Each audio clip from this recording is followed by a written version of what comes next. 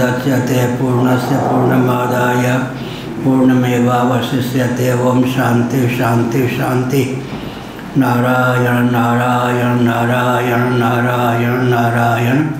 शिव शिव जपत मन आनंद। मंगलाचरण में कटौती कर दी, समय आज देर हो गई। यही रंग में ही चला गया समय। कहाँ है? ठीक है। आत्मानं चेत् प्रत्यक्षयितुमिच्छसि तर्हि प्रत्यक्षमेव तं दर्शयामीत्यः एवं तर्हि इति। यह कहा। अंतिम पंक्ति है भाष्य की 270 पृष्ठ पे। बृहदारण्यक उपनिषद 1.4.10 270 पृष्ठ भाष्य। एवं तर्हि दृष्टा श्रोता मंता विज्ञाता स आत्मेति। प्रश्न किया जिज्ञासु ने, अर्थात जिज्ञासु के रूप में स्वयं ही प्रश्न किया भाष्यकार भगवान ने।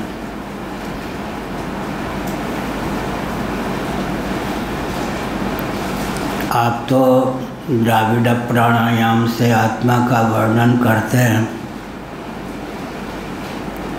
न आत्मानं प्रत्यक्षम दर्शयसि, न कि आत्मा को प्रत्यक्ष दर्शाते हैं।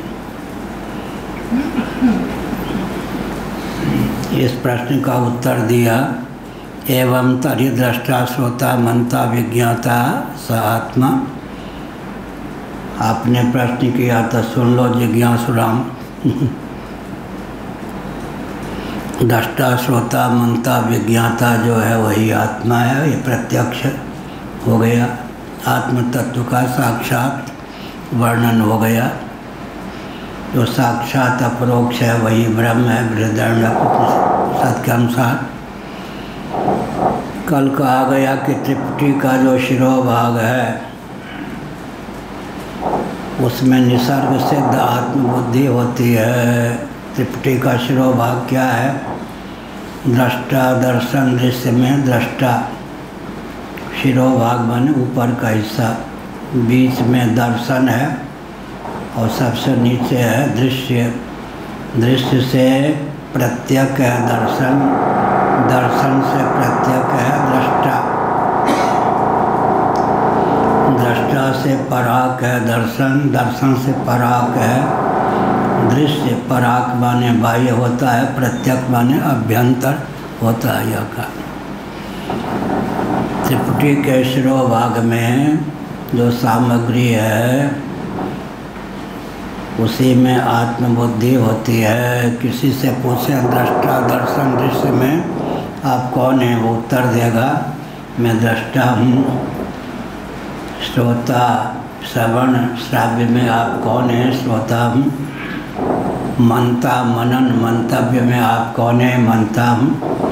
गंता गमन गम्य में आप कौन है, तो गंता हूँ। या त्रिपुटी के शिरोभाग में जो सामग्री होती है उसी को लेकर निसर्ग सिद्ध वाक्यार्थ भूमि में आत्मबुद्धि उदित होती है।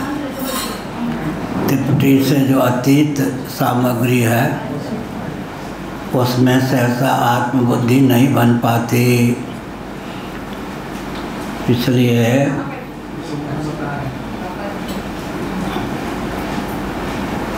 मूकम करोति वाचालम पंगुम लंघयते गिरिम। नारायण क्या कह रहा था, हो ही गया त्रिपुटी का।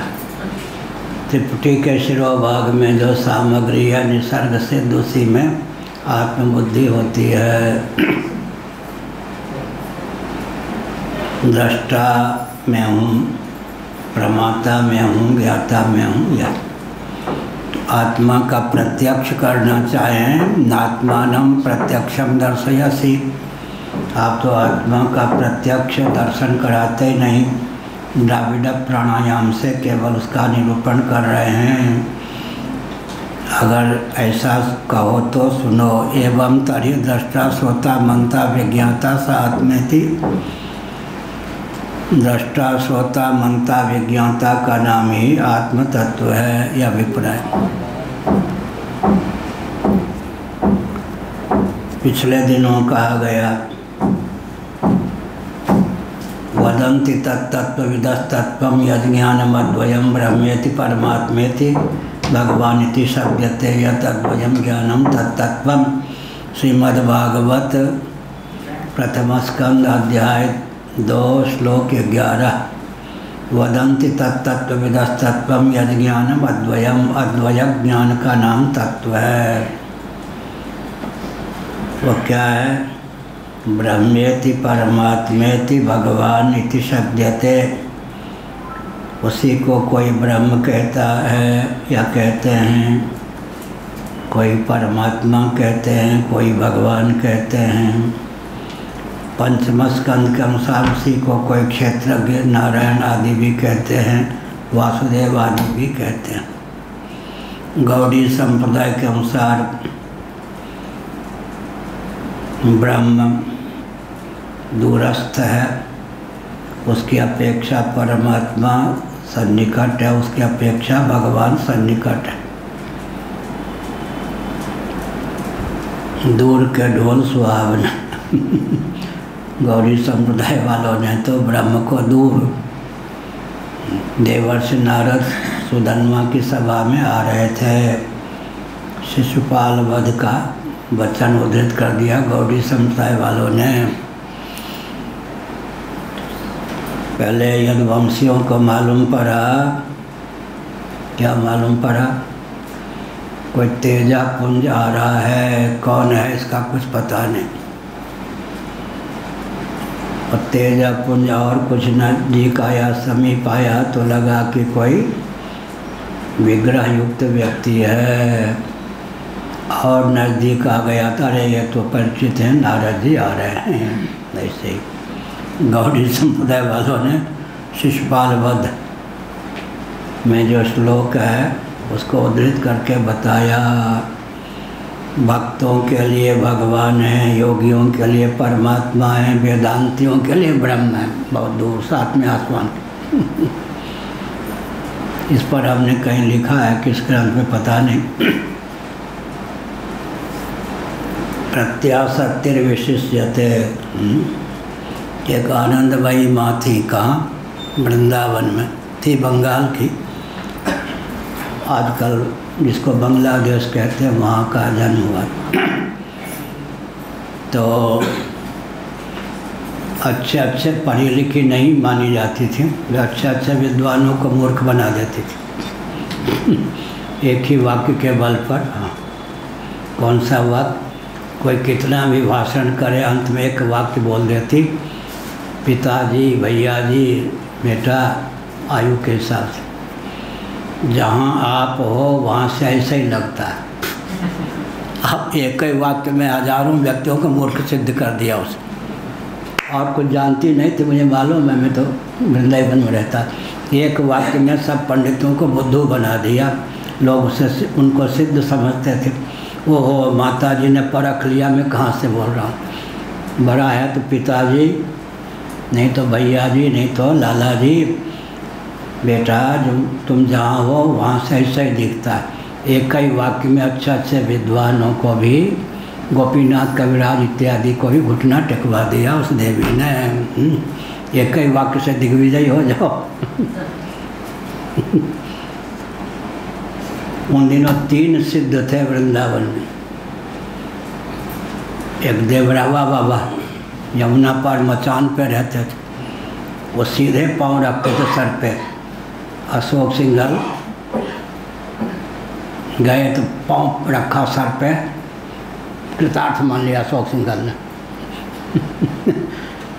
एक से एक हमने दम्भ को भी देखा है, दम्भियों को भी देखा है, सबको भगवत रूप समझा है। एक थे कौन? नीम करौली वाले। हाँ हाँ, अशोक सिंघल सब गए थे। एक कौन थे? नीम करौली वाले, उनको भी देखा है। एक ही बार इन सिद्धों को देखा। हाँ, तुम्हारे पॉकेट में 25 रुपये हैं। ओ, 25 रुपये थे। वो सिद्ध हो गए। एक था चैन स्मोकर बंगाली, पागल बाबा, मंदिर भी है पागल बाबा। बस 3 सिद्ध उस समय थे, और जो विद्वानों में थे अखंडानंद महाराज, उन लोगों को सिद्ध नहीं कोई मानता था। सिद्ध कौन माने जाते थे? वो पागल बाबा सिद्ध माने जाते थे, नीम करोली वाले सिद्ध माने जाते थे, और आनंदमयी माँ सिद्ध मानी जाती थी। तो एक ही वाक्य में उन्होंने सबको छका दिया, पिताजी, बेटा जी, भैया, आप जहाँ से बोलते हो ऐसे ही दिखता है, बस। अरे समझ लिया कि मेरी स्थिति कहाँ है, माताजी सर्वज्ञ। ये कौन है अपने गजपत जी भी, इनके पिता भी गए थे, गजपत जी छोटे थे, ये भी सिद्ध ही मानते हैं आनंदमयी माँ को। हम साधक क्यों माने, सिद्ध ही मान लो। ऐसे ही यहाँ पर है, यह कहा कि द्राविड़ प्राणायाम से तो आत्मा का वर्णन करते हो, साक्षात करो ना गुरुजी। एवं तरी दृष्टा श्रोता मनता विज्ञाता साथ में थी। त्रिपुटी के श्रोभाग में जो है वही तो आत्मा है। दृष्टा श्रोता मनता में क्या कह रहा था? त्रिपुटी से जो अतिक्रांत तत्व है उसको तो समझ पाना बहुत कठिन है, उसको लेकर शून्य बुद्धि बन जाती है बौद्धों की। वदंति तत्तत्वविदस्तत्वं यद ज्ञानमद्वयं ब्रह्मेति परमात्मेति भगवानिति शब्दते। एक अद्वय ज्ञान ही ज्ञाता ज्ञान ज्ञेय तीनों रूपों में उल्लसित है। अब अद्वय ज्ञान है, उसको कहें जो ज्ञाता ज्ञान ज्ञेय से अतिक्रांत ज्ञान है, वही तत्व है। तो क्या पता वो है भी या नहीं, अनुभव्य नहीं है, अनुभव स्वरूप ही है। अगर कह दिया कि ज्ञाता ज्ञान ज्ञेय इन तीनों रूपों में उसी की स्फूर्ति है, तो क्या हो गया? अन्योन्य सापेक्ष है, इसलिए न रहा भी न जाए, सहा भी न जाए। रहा भी न जाए माने त्रिपुटी है, तो अन्योन्य सापेक्ष होने के कारण सत्य नहीं है। एकमेक तरह भावे यदा नोपलभामहे तृतीयम तत्र यो वेद स आत्मा स्वाश्रयाश्रय। भागवत। और त्रिपुटी से अतिक्रांत कहा तो पता नहीं है भी या नहीं, हो सकता नहीं ही हो, नैरात्म्यवाद की प्रसक्ति होती है। समाधान क्या है? जो त्रिपुटी से अतिक्रांत ज्ञान है वही व्यवहार दशा में ज्ञाता ज्ञान ज्ञेय इन तीन रूपों में उद्भासित है। नैरात्म्यवाद की भावना न बने, इसलिए पहले ज्ञाता को आत्मरूप समझो। यही कहा यहाँ, विज्ञाता से आत्मीय थी। ऐसे मनता को आत्मरूप समझो, श्रोता को आत्मरूप समझो, दृष्टा को आत्मरूप समझो। कल इसकी व्याख्या कर दी गई। दृष्टि के योग से दृष्टा, श्रुति के योग से श्रोता, मति के योग से मनता, बुद्धि के योग से बोधा नाम हो जाता है आत्म तत्व का, गति के योग से गंता हो जाता है। या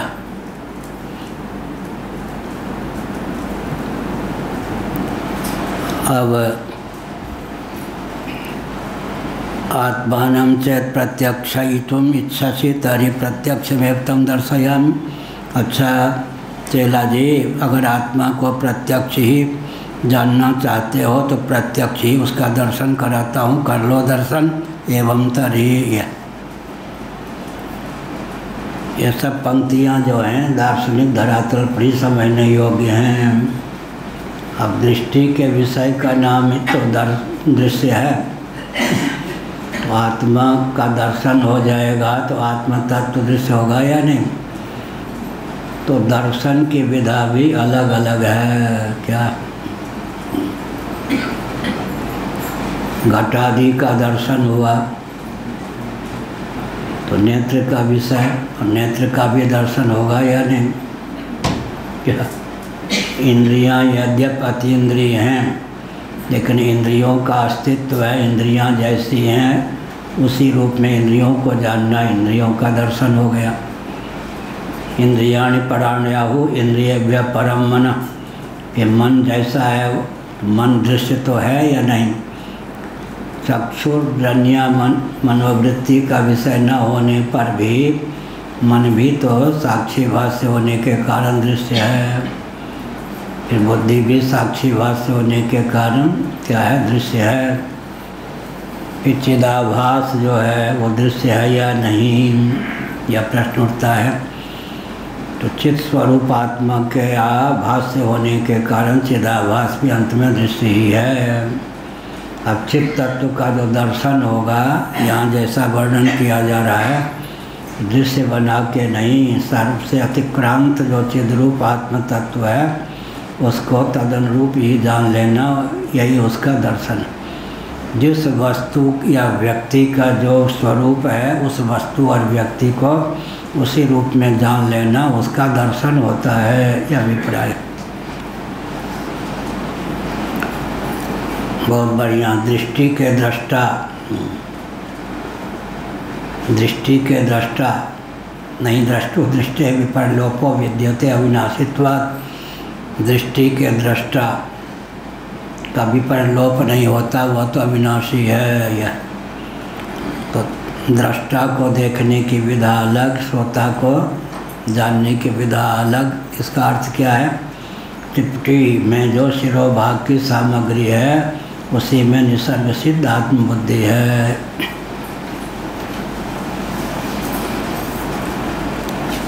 एक बार मैं बोल रहा था आनंद वृंदावन में, यही बहुत साल पहले, कुछ स्वामी अखंडाजी महाराज ने मुस्कुरा दिया, खंडन नहीं किया। अपनी गोष्ठी में कहा कि दंडी स्वामी के इस बात से मैं सहमत नहीं हूँ लेकिन यहाँ तो स्पष्ट ही है कि दृष्टा श्रोता मनता इसी में निसर्ग सिद्ध आत्मबुद्धि होती है। तो आत्म तत्व का जो प्रत्यक्ष होगा, सबसे पहले तृप्ति के शिरोभाग में जो सामग्री है उसमें आत्मबुद्धि होने पर ही नैरात्म्यवाद का निराकरण होगा और दृश्य तथा दर्शन से प्रत्यक्ष जो दृष्टा है उसमें आत्मबुद्धि होगी।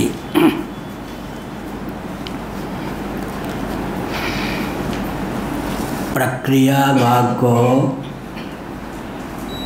बहुत से संत स्वीकार नहीं करते, तो उनके जीवन में कमी यह रहती है कि वे, क्या कमी रहती है? बाल का खाल निकालना, वाच्यार्थ लक्ष्यार्थ इत्यादि का ठीक से विभाग नहीं कर पाते। तो जो व्यक्ति प्रक्रिया है बच्चों के खेल कहकर छोड़ देते हैं, उनके जीवन में बहुत बड़ी भूल होती है, उनके ग्रंथों में, उनकी वाणी में बहुत बड़ी भूल हो जाती है। वाच्यार्थ लक्ष्यार्थ का उनको ठीक से ज्ञान नहीं होता। इसलिए प्रक्रिया, पंचदशी कार ने जो प्रक्रिया का वर्णन किया उसका बहुत महत्व है। प्रक्रिया का ज्ञान होगा तो ठीक ठीक विवेक होगा, नहीं तो फिर वाच्यार्थ और लक्ष्यार्थ का विभाग व्यक्ति ठीक से कर ही नहीं सकता।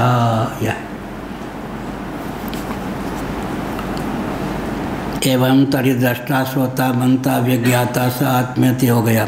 प्रकृतम आत्म शब्दार्थम विविच्य वक्तुम पृच्छत, यही ना पृच्छति आनंद गिरी ना। प्रकृत जो आत्म तत् शब्दार्थ है, आत्म शब्द का अर्थ है विविच्य हो गया। फिर कहाँ चलना है? क्या 71 में नेदम प्रतिज्ञान रूपम प्रतिवचनम इति नोदयति, यही ना।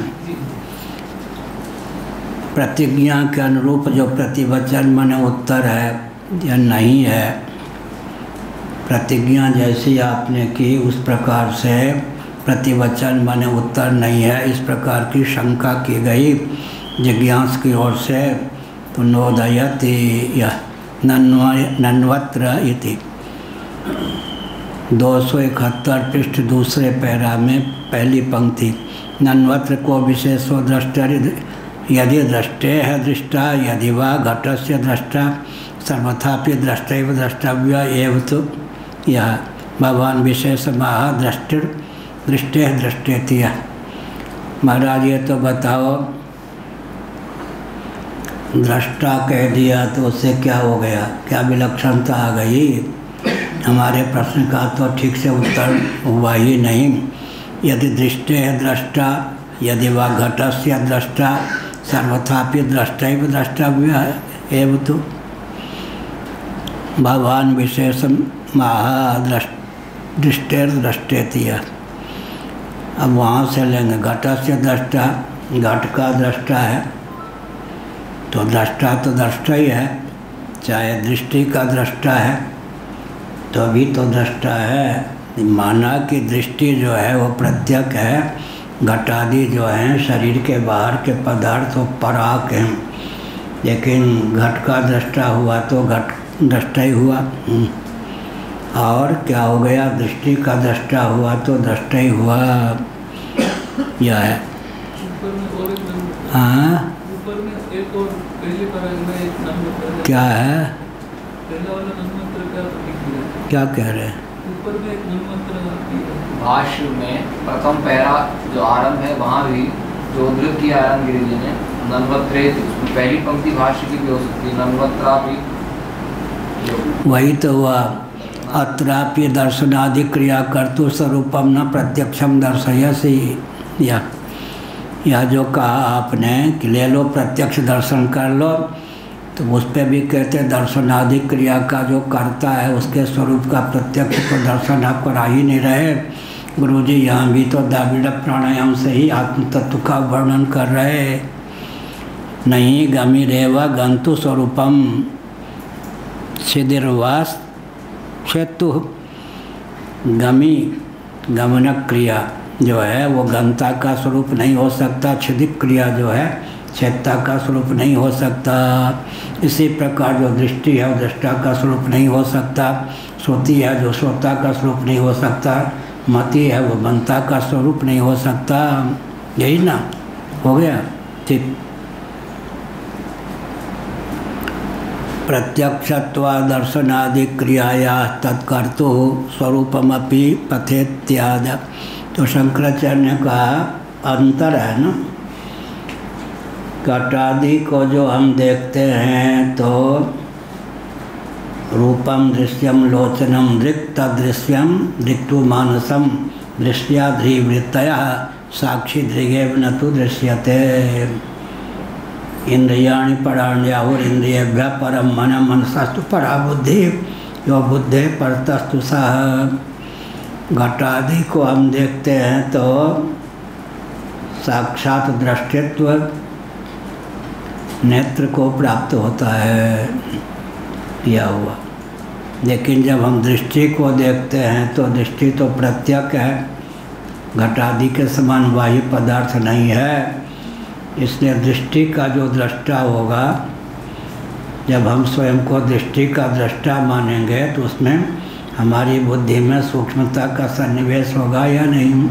इसलिए घटादि बाह्य पदार्थ हैं, उनकी अपेक्षा शरीर का दृष्टा, शरीर की अपेक्षा इंद्रियों का दृष्टा, इंद्रियों की अपेक्षा मन का दृष्टा, मन की अपेक्षा बुद्धि का दृष्टा, बुद्धि की अपेक्षा फिर अंतःकरण के दो भाग कर दिया तो बुद्धि की अपेक्षा चिदाभास का दृष्टा, और अंत में दृष्टा की दृष्टि का भी परिलोप नहीं होता। जो दृष्टि वही दृष्टा, जो दृष्टा वही दृष्टि। नहीं दृष्टो दृष्टि विपरलोपो विद्यते। अब उसमें बहुत शास्त्रार्थ है।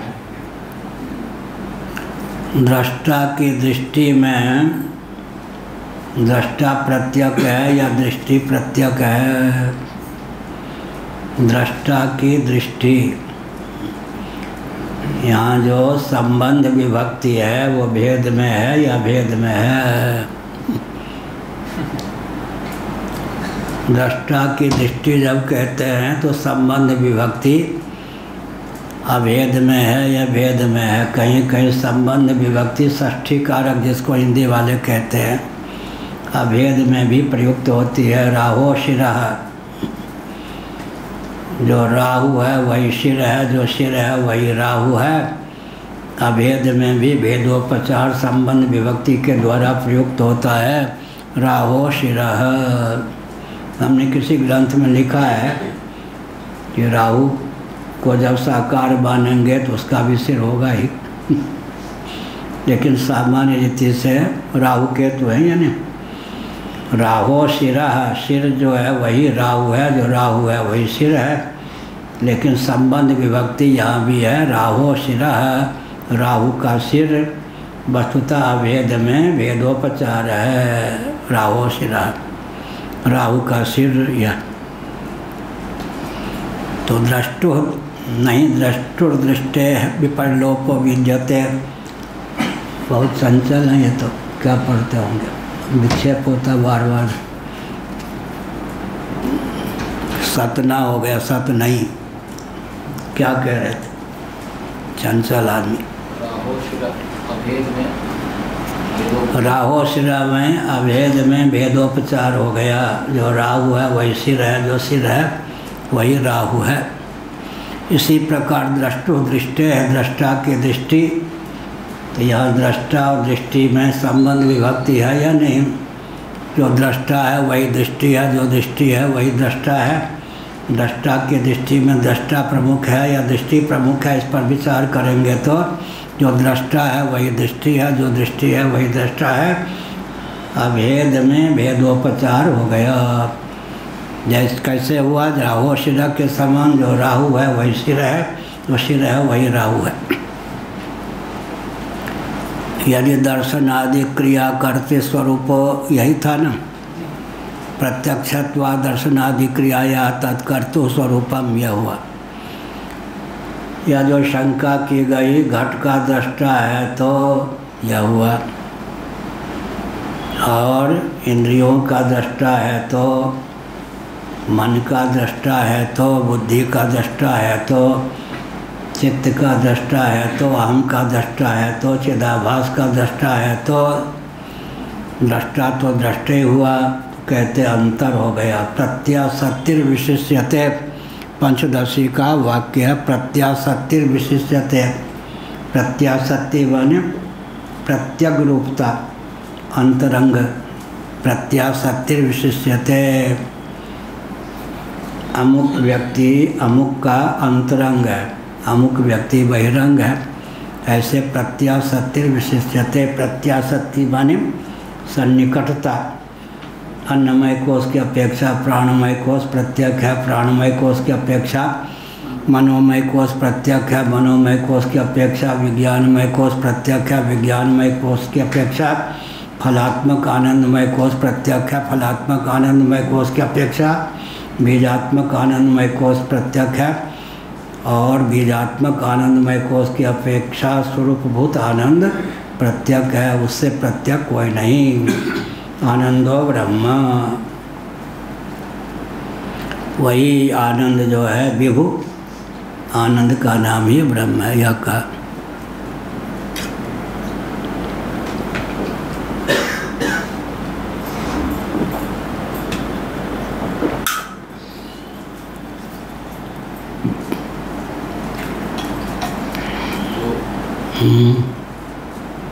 चिदाभास की और 7 अवस्थाओं में जो अपरोक्ष ज्ञान है वही चिदाभास के लिए साक्षी रूप है, माने कि दृश्य हो जाएगा वहाँ चिदाभास। चित्त सरीखा परिलक्षित और चित्त के लक्षण से रहित तो उसका नाम चिदाभास। जैसे कि हेत्वाभास धर्माभास होता है, तब प्रश्न उठा कि चिदाभास को मानने की आवश्यकता है। चिदाभास साथ सम्मत है भी या नहीं, या पंचदशी कार विद्यारायण स्वामी जी की पृथक से अपनी कोई कल्पना ही है।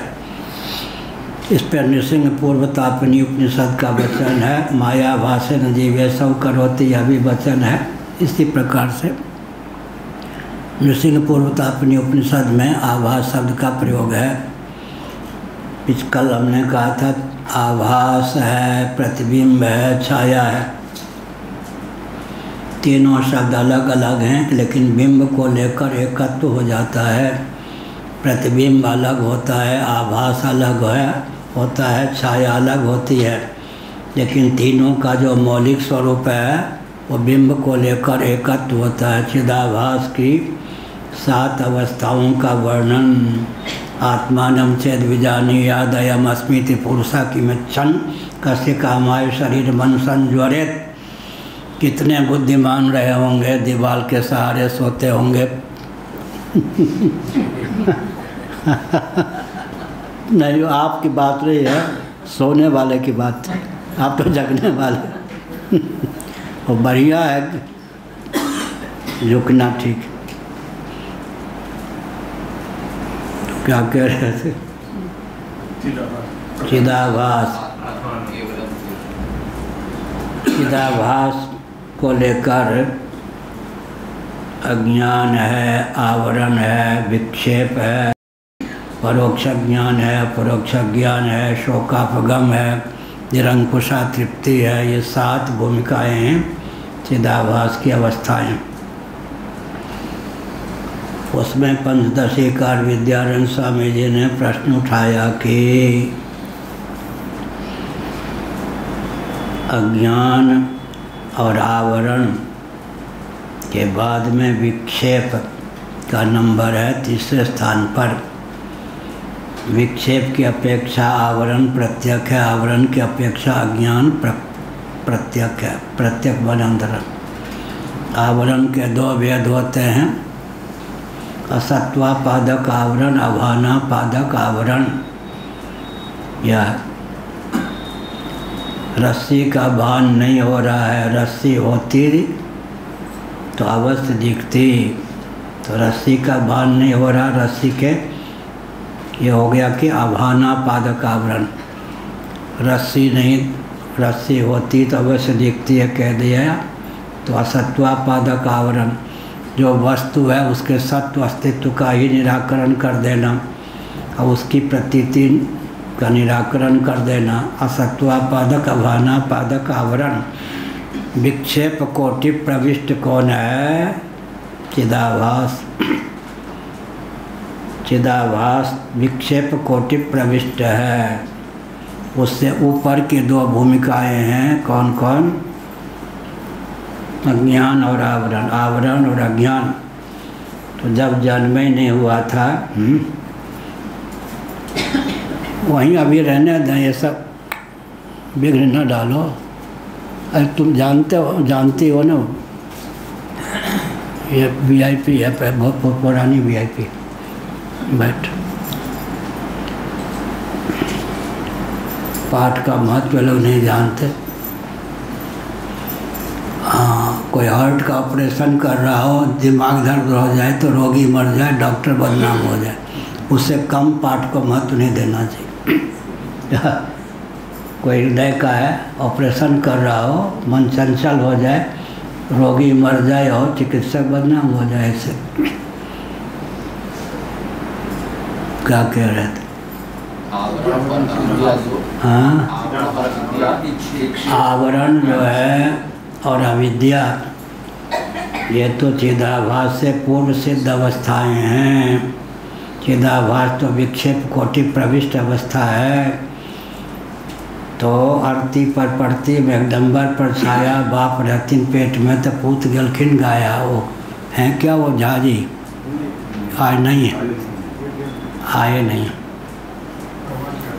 आरती पर पड़ती मेघडम्बर पर छाया, चाहिए हंस रहे मिथिला वाले। आरती पर पड़ती मेघडम्बर पर छाया, बाप रहतीन पेट में तो पूत गलखिन गाया। कपास, बांग, फलाकृति पहले होती है, पुष्प बाद में होता है।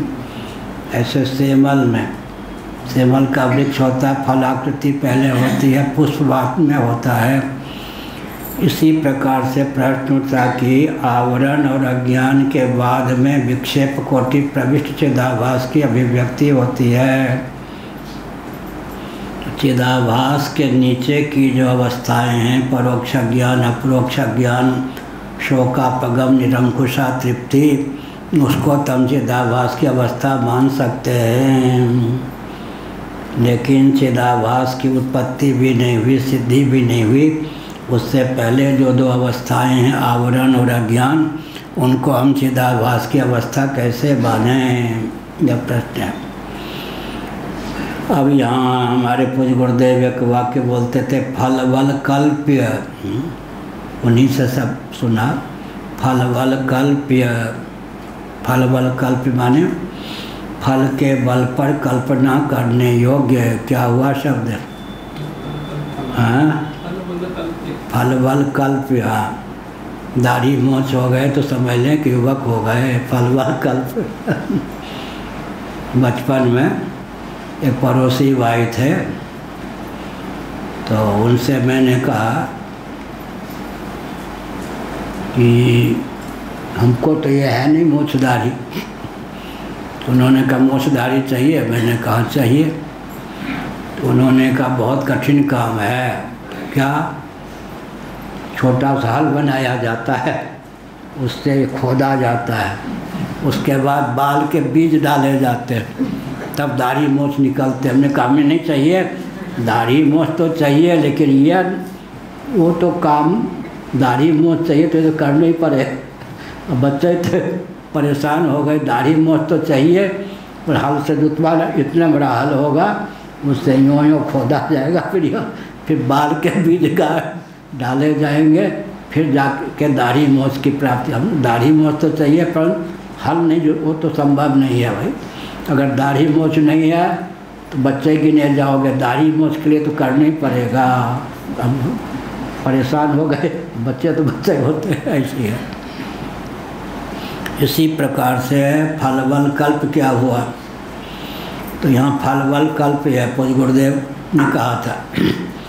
वट इत्यादि को छोड़ दें तो बहुत से ऐसे वृक्ष हैं, लताएं हैं जिनमें पुष्प पहले होते हैं, फल बाद में लगते हैं। लेकिन वट, पीपल, पाकर, डुमरिक फूल, मैथिली में बहुत डूमर एक फल विशेष होता है, खाया नहीं जाता। ये सब जो वृक्ष हैं इनमें फूल नहीं लगते लेकिन फल लगते हैं। तो फल वल कल्प है कि अंत पुष्पित या वृक्ष हैं या लताएं हैं। क्या हो गया? बिना फूल के फल नहीं होते, लेकिन बट, पीपल, पाकर इत्यादि में पुष्प कहीं दृष्टिगोचर नहीं होते लेकिन फल दृष्टिगोचर होते हैं। तो फिर फल वल कल्प है कि अंत पुष्पित या वृक्ष होते हैं, या इसी का नाम है फल वल कल्प सिद्धांत। यह हुआ। जिनको वनस्पति कहा गया है वो उसमें, जो बिना फूल के फल प्रदान करते वही वनस्पति है। अच्छा, वैद्य आप नहीं, कोष में वाचस्पत्यम में देखा हमने और शब्दकल्पद्रुम में देखा। इसका अर्थ है कि आप जगे हैं। अभी सोए नहीं है, सिद्ध करने के लिए वाक्य अमृत आपके द्वारा भी व्यक्त हुआ।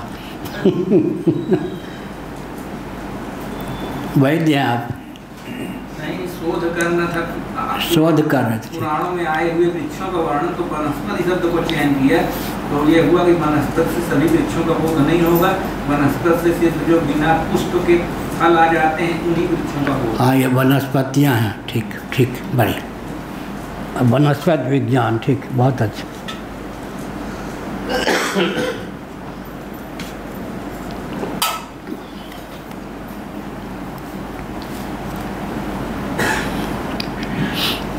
हाँ, क्या चल रहा था? हाँ, वो तो हो गया। यहाँ पंक्ति कौन चल रही थी? वो तो वनस्पति विज्ञान में खो गया। यहाँ कौन सी पंक्ति चल रही थी? बट पीपल यहाँ कहाँ है? एक से एक मध्य प्रदेश वाले हैं क्या?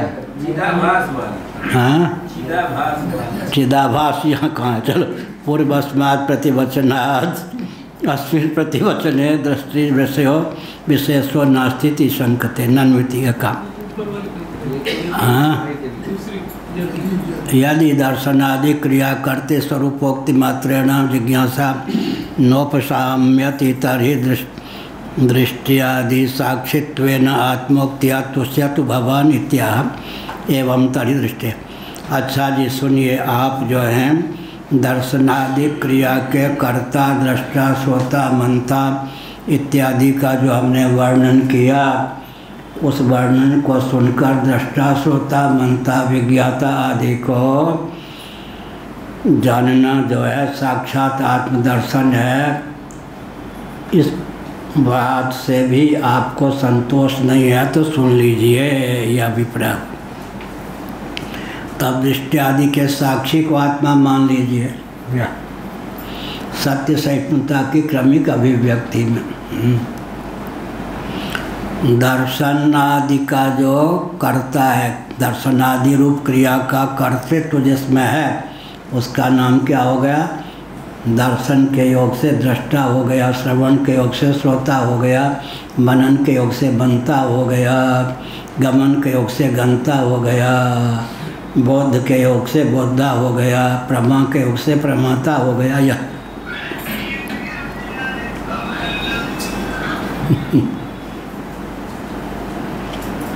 यह हुआ। यदि दर्शनादि क्रिया कर्तृ स्वरूपोक्ति मात्रेण जिज्ञासानोपशाम्यति, दर्शनादि क्रिया का कर्ता जो दृष्टा इत्यादि है, उसको मैंने आत्मा का साक्षात स्वरूप बताया। इतना सुन लेने पर भी अगर आपको संतोष नहीं होता है, आपकी जिज्ञासा पूर्ण नहीं होती है, तो और भी सुन लीजिए। दृष्टियादि साक्षित्वेन आत्मोक्त्यात् भगवान, दृष्टि इत्यादि का जो साक्षी है वही आत्मा है, इस वचन से संतोष प्राप्त कर लीजिए। एवं त्रहि दृष्टे है, जो दृष्टि का दृष्टा है, श्रुति का श्रोता है, मति का मनता है। यह भगवान भाष्यकार के भाव को आनंद गिरि जी ने व्यक्त किया। पूर्वस्मात् प्रतिवचनात् अस्मिन् प्रतिवचने दृष्टि विषयो विशेषो नास्ति शंकते, फिर भी नन्विति कहकर नन्वत्र को विशेषो द्रष्टरि, यह प्रश्न उपस्थापित किया दूसरे पैरे 271 पृष्ठ में।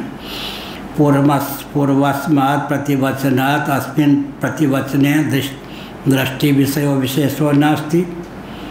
महाराज ये तो सुन लो, पूर्वस्मात् जो प्रतिवचन है, प्रतिवचन माने उत्तर, पूर्व जो उत्तर था उसकी अपेक्षा जो वर्तमान आपका उत्तर है उसमें कोई विशेषता तो परिलक्षित नहीं है।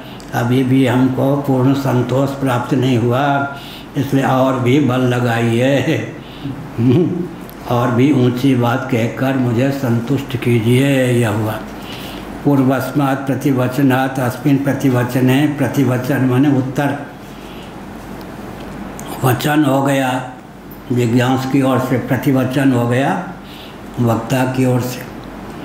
पूर्वस्मात् प्रतिवचनात् अस्मिन् प्रतिवचने दृष्टि विषयो विशेषो नास्ति, दृष्टा को लेकर जो है कोई विशेषता नहीं है। घट का दृष्टा हो तो, दृष्टि का दृष्टा हो तो कहते अंतर क्यों नहीं है? घट के दृष्टा में तो होगा क्या, साक्षात बोध नहीं होगा। चक्षुर्जन्य मनोवृत्ति में भी दृष्टित्व का आरोप हो जाएगा, फिर चक्षु में हो जाएगा, फिर मन में हो जाएगा। इसलिए यहाँ प्रत्यक रूपता को लेकर विशेषता है। उर्दू में कहें तो खासियत है।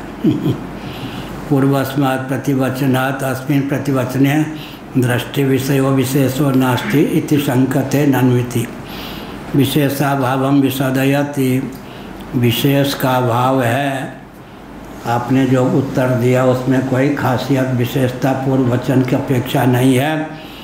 भाई दृष्टा तो दृष्टा ही है, चाहे घट का दृष्टा हो तो, चाहे दृष्टि का दृष्टा हो तो। इसका उत्तर दिया, आकाश पाताल का अंतर है।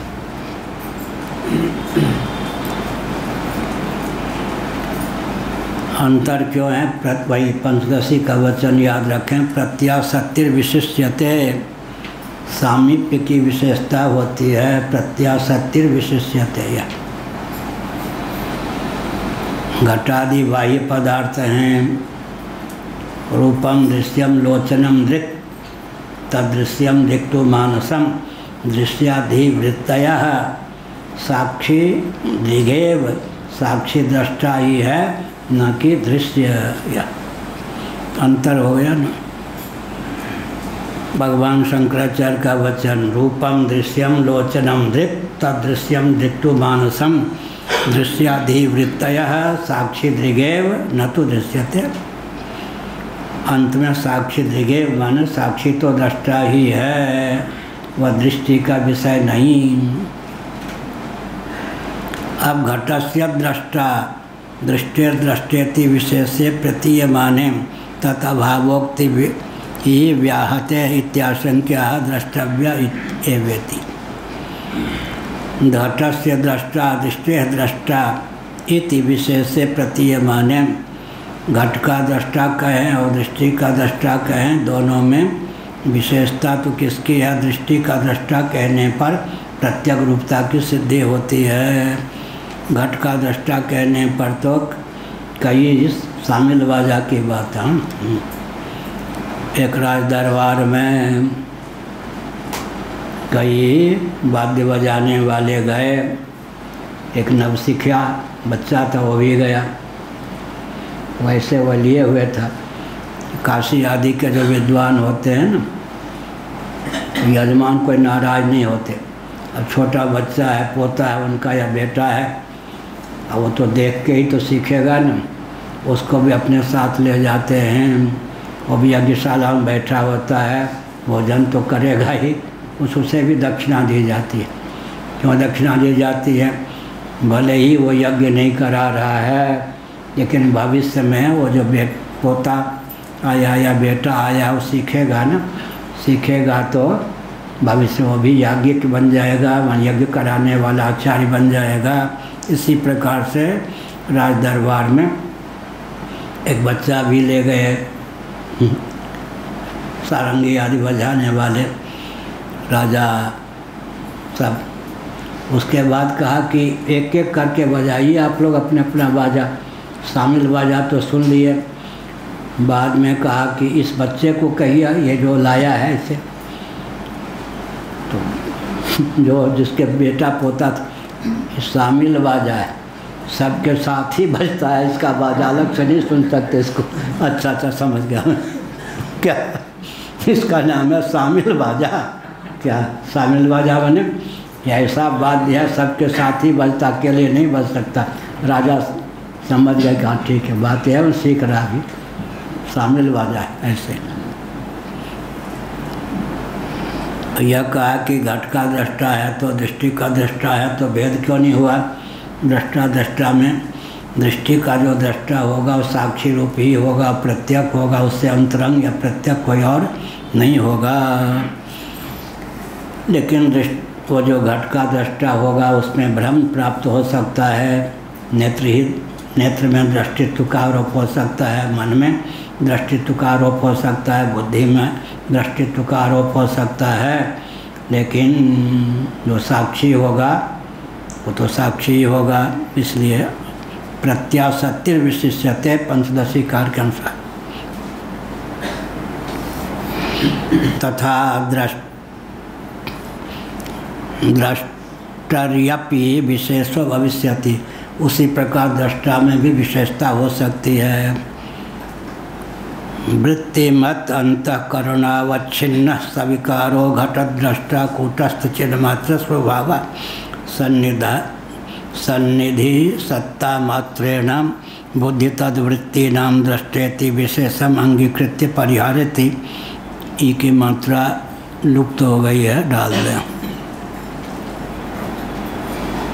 नित्यादि में बहुत बढ़िया आनंद गिरी जी जो है नपे तुले शब्दों में भगवान भाष्यकार के भाव को व्यक्त करते हैं।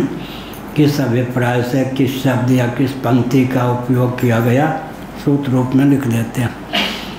वाचस्पति मिश्र अपनी ओर से भी भाव को विशद करते हैं, दोनों में अंतर होता है। वृत्तिमत अंतःकरणावच्छिन्न सविकारो घटद्रष्टा। वृत्तिमत माने वृत्ति से युक्त, श्रीमत माने श्रीमान हो गए, श्री से युक्त। वृत्तिमत वृत्ति से युक्त, अंतःकरण से अवच्छिन्न हो गया। वृत्तिमत अंतःकरणावच्छिन्न, केवल अंतःकरणावच्छिन्न समझेंगे तब क्या होगा? वृत्ति के बिना काम कैसे बनेगा? अब उस पर भी वेदांत परिभाषा आदि में शास्त्रार्थ है। सुख साक्षात विषय बनता है या सुखाकार वृत्ति के द्वार से विषय बनता है, इस पर बहुत शास्त्रार्थ वेदांत परिभाषा आदि में घटादि के आकार की वृत्ति तो बनती है, घटाकार वृत्ति, पटाकार वृत्ति, ये सब चक्षुर्जन्य मनोवृत्ति है। एक दिन बताया था, वैज्ञानिकों ने उस पर ध्यान दिया या नहीं दिया। रात्रि में कहो जी भृगु जी, रात्रि में खुले आकाश में बैठ गए, बादल आदि ना हो तो ध्रुव तारे का दर्शन हुआ। ध्रुव तारा बहुत दूर है या नहीं, अभी तक कोई गया नहीं है मनुष्य। ध्रुव की बात दूसरी है, देह त्याग के बाद पूर्ण उपासना के बल पर ध्रुव ही तो ध्रुव तारे के रूप में। प्रश्न उठता है कि जब हम खुली आँखों से आकाश में ध्रुव तारे का दर्शन करते हैं, ध्रुव तारा हम तक पहुँचता है या ध्रुव तारे तक हम पहुँचते हैं या बीच में संगम हो जाता है, क्या उत्तर देंगे? भृगु जी बताएंगे। हाँ, वो गीता प्रेस वाले थोड़े डरपोक होते थे, तो क्या कहते थे मालूम है?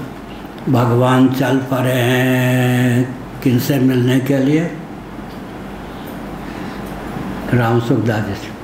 राम सुखदास जी चल पड़े हैं भगवान से मिलने के लिए, कभी भी दोनों का मिलन हो ही सकता है।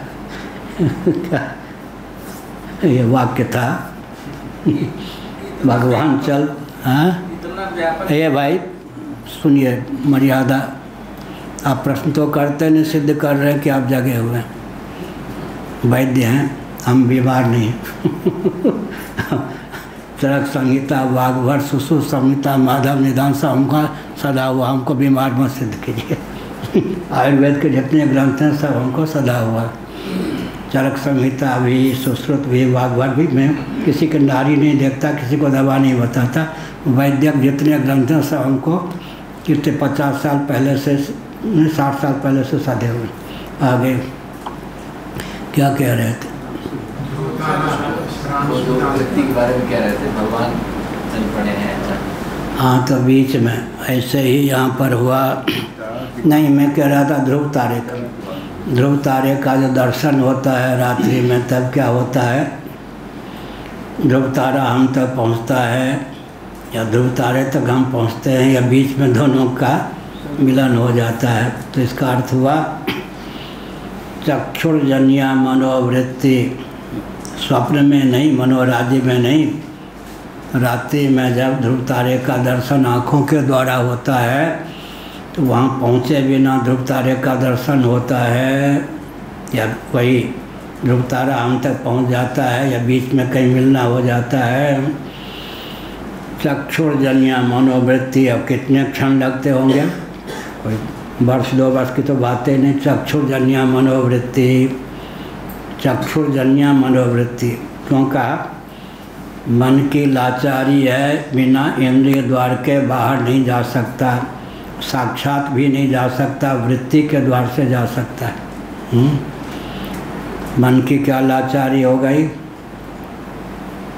मन की लाचारी यह है कि इंद्रिय द्वार से वो भी वृत्ति के रूप में फलीभूत होकर के बाहर जा सकता है। और इंद्रियों की लाचारी यह है कि अमनस्क दशा में इंद्रियों के द्वारा वस्तु का विज्ञान नहीं हो सकता, इसलिए व्यवहार कैसे सिद्ध होता है? एक दूसरे की कमी को परख कर कीचड़ उछालने की अपेक्षा मिल के चलने से क्या हो जाता? काम बन जाता है। क्या? इंद्रियों की लाचारी यह है कि बिना मनोयोग से वो वस्तु के दर्शन आदि में समर्थ नहीं। मन की लाचारी है, बिना इंद्रिय द्वार से वो बाहर जाने में समर्थ भी नहीं, इंद्रिय द्वार से भी साक्षात नहीं वृत्ति के रूप में। तो जब हम ध्रुव तारे का दर्शन करते हैं तो चक्षुर्जन्य मनोवृत्ति ध्रुव देश तक पहुँच करके ध्रुवाकार होती है। और जो वृत्ति होती है वो क्या होती है? सगर्भा चिदाभास से युक्त होती है। वृत्ति सगर्भा होती है, मन चिदाभास से युक्त होती है, और आत्मा जो है व्यापक है। तो ध्रुवावच्छिन्न चैतन्य के रूप में वहाँ तो हम पहले से ही होते हैं। अब चिदाभास से युक्त जो मनोवृत्ति होती है ध्रुवाकार हो जाती है, तो ध्रुव लोक तक पहुँचे बिना ध्रुव का दर्शन होता है, या ध्रुव लोक तक पहुँच कर दर्शन होता है ध्रुव का। भृगु जी बताएंगे। हैं क्या कह रहे? बिना पहुँचे कह रहे। बिना पहुँचे हो जाता। बस हाँ, क्या कह रहे? मनोवृत्ति से पहुँच कर हो जाता है। एक कोई बोलिए एक रकम से ये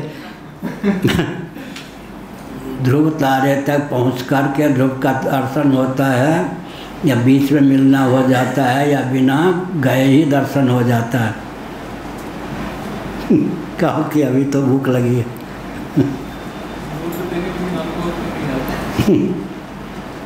क्या हुआ सार?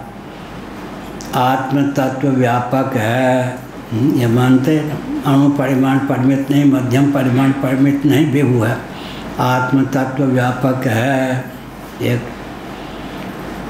शंकराचार्य के अनुसार आत्म तत्व व्यापक होता हुआ एक है, अन्यों के अनुसार बाकी जो एक विचित्र बात है, कल भी कही गई। सांख्यवादी भी आत्मा को व्यापक मानते हैं, योगी भी आत्मा को व्यापक मानते हैं, वैशेषिक भी आत्मा को व्यापक मानते हैं, नैयायिक भी आत्मा को व्यापक मानते हैं, पूर्व मीमांसक भी आत्मा को व्यापक मानते हैं। भगवान शंकराचार्य कहें या उत्तर मीमांसक भी आत्मा को व्यापक मानते हैं। श्री वैष्णववादी जो हैं आत्मा को अणु परिमाण परिमित मानते हैं। जैनों का एक प्रभेद आत्मा को मध्यम परिमाण परिमित मानता है। तो आत्मा को विभु और एक मानते हैं शंकराचार्य। तब प्रश्न उठता है कि एक को भूख लगने पर सबको भूख लग जाए, एक को गर्मी लगने पर सबको गर्मी लग जाए। तो कहते नहीं, और उपाधि को लेकर के भेद है, स्वाभाविक भेद नहीं है। जब औपाधिक भेद से काम चल सकता है तो स्वाभाविक भेद मानने की क्या आवश्यकता है, यह प्रश्न उठा। तभी क्या कह रहे थे, आत्म तत्व व्यापक है तो ध्रुवावच्छिन्न चैतन्य के रूप में वहाँ हैं ही। और चक्षुर्जन्य मनोवृत्ति जो है साभास, चक्षुर्जन्य साभास मनोवृत्ति भी वहाँ पहुँच जाती है, तब जाकर हमको ध्रुव का दर्शन होता है। इसका अर्थ है कि ध्रुव लोक में पहुँचे कर ही ध्रुव का दर्शन होता है। तब कहेंगे देह तो यहाँ है, यही विशेषता है। अब देह के यहाँ रहने पर भी वहाँ का घड़ी दिखाई पड़ती है या नहीं? घड़ी ध्रुव की बात तो बाद में है, घड़ी जो दिखाई पड़ती है वहाँ पहुँचकर दिखाई पड़ती है, यहीं से दिखाई पड़ती है, यहीं से दिखाई पड़ती है ना। हम तो यहाँ हैं। अब वो फिर क्या हुआ? घड़ी के आकार की चक्षुर्जन्य मनोवृत्ति हुई या नहीं?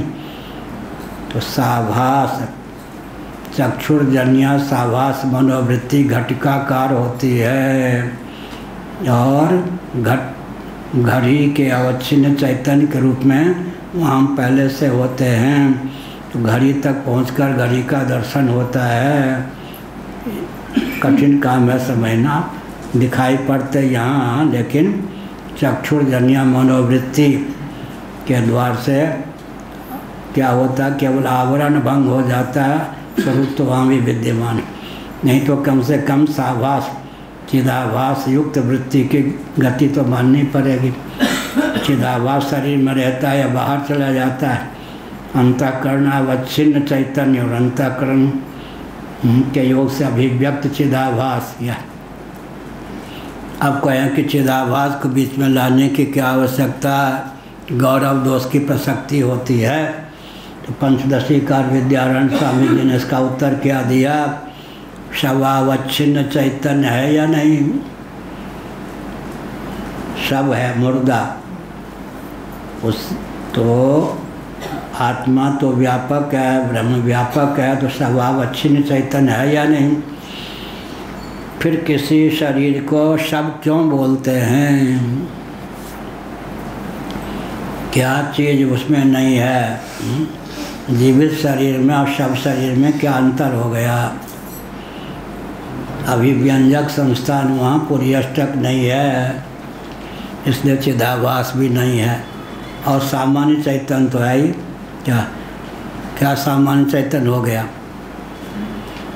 स्वभावच्छिन्न चैतन्य तो है ही, बीच में पुर्यष्टक में विशेष करके अंतःकरण नहीं है। तो अंतःकरण नहीं है तो चिदाभास भी नहीं है। इसलिए स्वभावच्छिन्न चैतन्य होने पर भी चित्त सामान्य की विद्यमानता होने पर भी विशेष चैतन्य की अविद्यमानता है, यह अभिप्राय हुआ। इसलिए चिदाभास हो गया। ओम पूर्णमदः पूर्णमिदं पूर्णात् पूर्णमुदच्यते पूर्णस्य पूर्णमादाय पूर्णमेवावशिष्यते। ओम शांति शांति शांति। श्रीमद् जगद्गुरु शंकराचार्य भगवान की जय। सत्य सनातन धर्म की जय। धर्म की जय। धर्म का नाश हो, प्राणियों में सद्भावना हो, कल्याण हो, माता की जय हो, हत्या बंद हो, भारत अखंड हो, भारत अखंड हो। श्रीमद् जगद्गुरु शंकराचार्य भगवान की जय हो। धर्म सम्राट स्वामी श्री करपात्री जी महाराज की जय हो। गोवर्धन मठ पुरी पीठाधीश्वर श्रीमद् जगद्गुरु शंकराचार्य भगवान की जय हो। हर नमः पार्वती पतये हर हर महादेव।